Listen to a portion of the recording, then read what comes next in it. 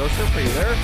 I'm here, and so I'm Joe, he's Nick, and you're listening to the Nick and Joe Show. That was kind of an interesting way of introducing things. Yes, I'm here, Nick. Are you there? Yeah, I'm here. Okay, there we go. All right, we got it sorted out. Okay, I'm glad to hear that, my friend. Yep. So we found the little technical glitch and sorted out. You found All right. You found a technical glitch. Yep. And you've sorted it out. Yeah, we ran it through the shredder, and it's not a glitch anymore. You know, All right. that was when we had during the Conservative Party leadership race a couple of years back, not the last one where Aaron O'Toole won, but the one where Andrew Scheer won. And as you know, I was working with a particular candidate, and the line that we kept using for him, that we wanted him to use publicly as often as possible with regards to the Paris Agreement on climate change, was that if he became prime minister, that he would the war on oil, gas, and coal would be over. He would end the war on oil, gas, and coal.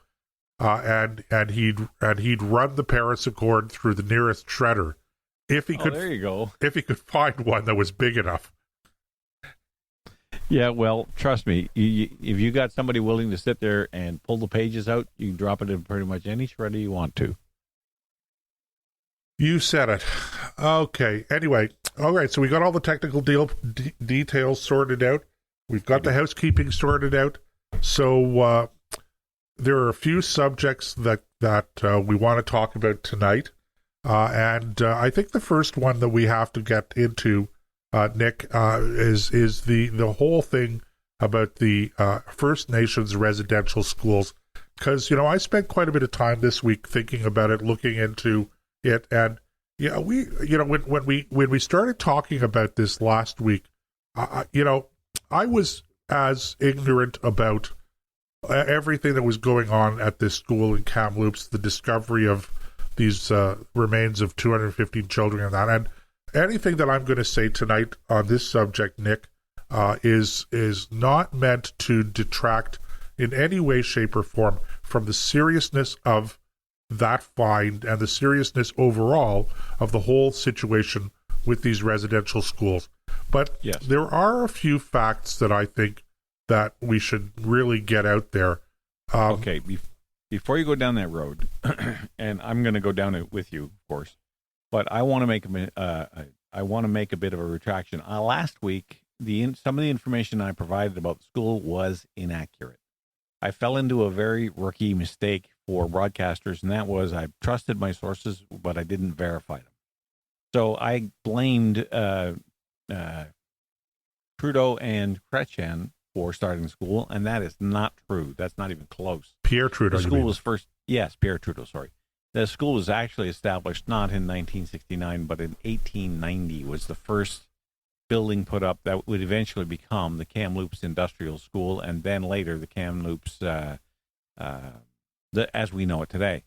And the other thing I want to point that out that when you make a mistake, you got to own up to it, and so that's what I'm doing on that front. It's not a mistake I make often, but it's one that I certainly fell into, and I had a whole host of reasons for it. It doesn't really matter.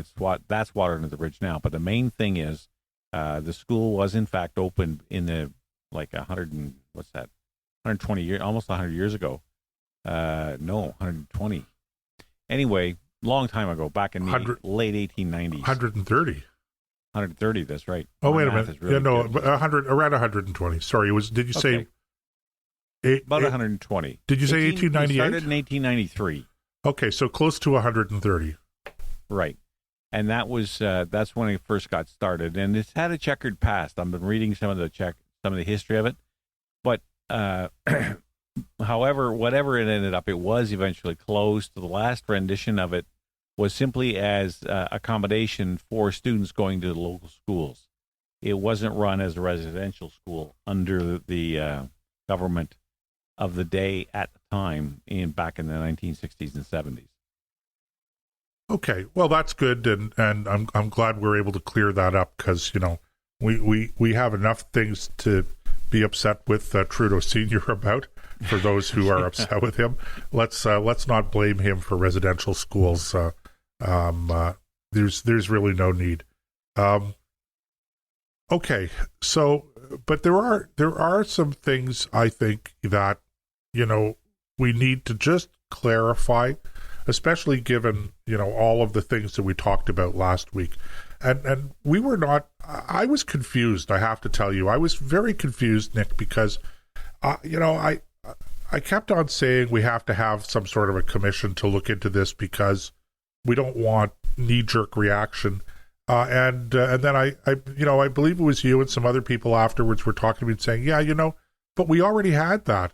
And I was confused about that during the show because I kept thinking to myself, but, we had this Truth and Reconciliation Commission and what the timing was on that. What was the point? I mean, I was drawing a bit of a blank and, talking about rookie mistakes.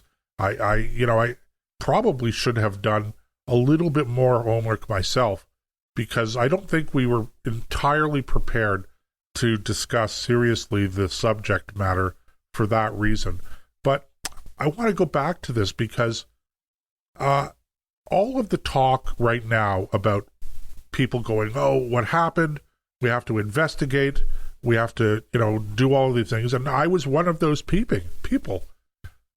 But yeah, we did have a Truth and Reconciliation Commission. There was a report. We already knew pretty much all of the bad things that were going on at these residential schools. So there's really nothing new here except the fact that they discovered the remains of these children. Now, what it appears to me at this stage, and again, I think that there has to be a little bit more investigation, but I don't think we have to have a royal commission or anything. We just have to understand a little bit about the circumstances of these particular children. My understanding at this stage is that what happened is they unearthed what was an old burial site for children who had died at this particular institution, and I'm sure that they weren't murdered and buried quietly in the middle of the night. And we talked about that last week. We kept saying, how could this happen and nobody would know about it? I mean, you could have a secret about 1 or 2 or 3 bodies, but 215 bodies, come on, that just didn't make any sense. That it didn't add up. Well, now when you think about it, if this was over a period of time, and really what this was it was a burial ground, and we're talking about, essentially a cemetery for children who died, and probably more in the earlier years. So we're not talking, 1960s, 1970s, or 1950s, 1960s.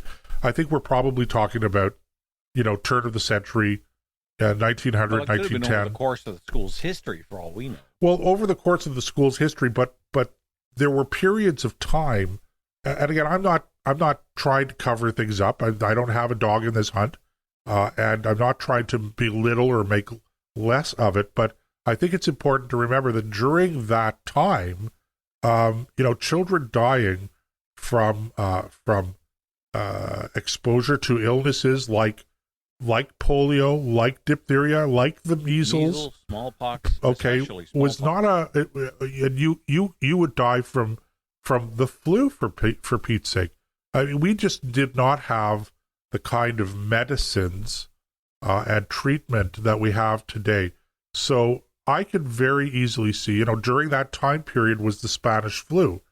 How many children in that institution died from the Spanish flu? Which killed millions of people. Nick, I don't know. I'm just saying that it doesn't necessarily appear to me that there's malfeasance here.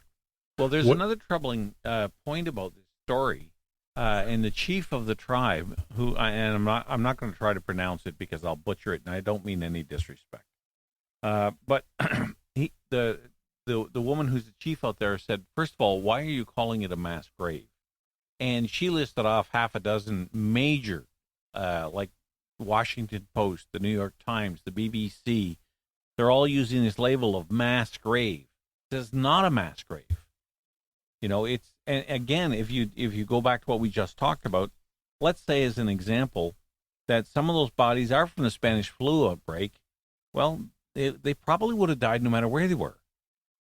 And the other thing is that over 120 years, it sounds like a big number, 218 or 215, but it's like anything else. If I run into the room screaming 42, unless you have some context for what the number is about, then it's meaningless.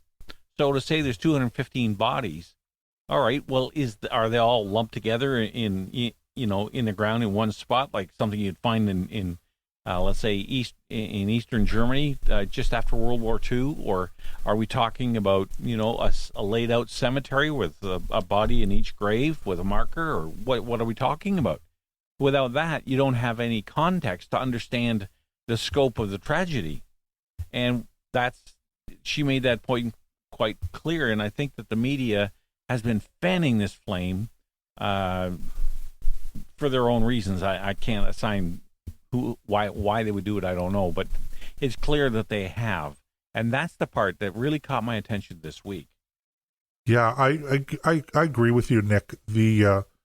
I don't like the term mass grave. I think what you had were perhaps 215 graves that were unmarked, but these could be 100 years old, and my guess is that they weren't putting up headstones in this particular burial ground at that time. So this is what I suspect is going on, and in any event, I don't unless somebody comes forward with some hard evidence of malfeasance here.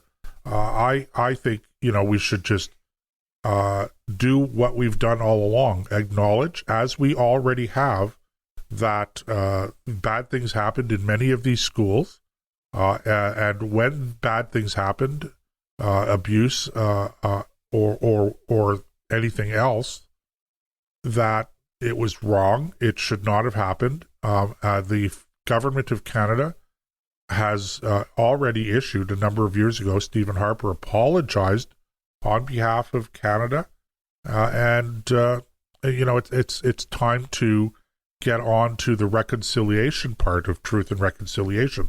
I'm sorry if that sounds insensitive. I don't mean to be, but I just think that at some point in time, you have to move beyond some of the things that have happened, including, if you yourself were a victim.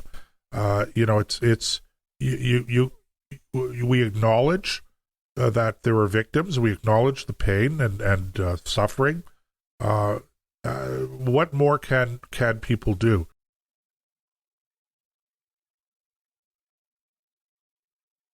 I want to move beyond that for a second, Nick, because there's another aspect to this that troubles me, and that is the knee-jerk calls for the Catholic Church to apologize, and the editorializing that I've been following this past week, blaming the Catholic Church for everything.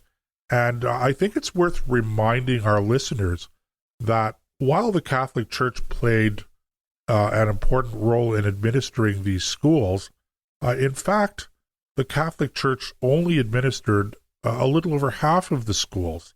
The other schools, and when I say a little over half, it was, I think, just less than 60%.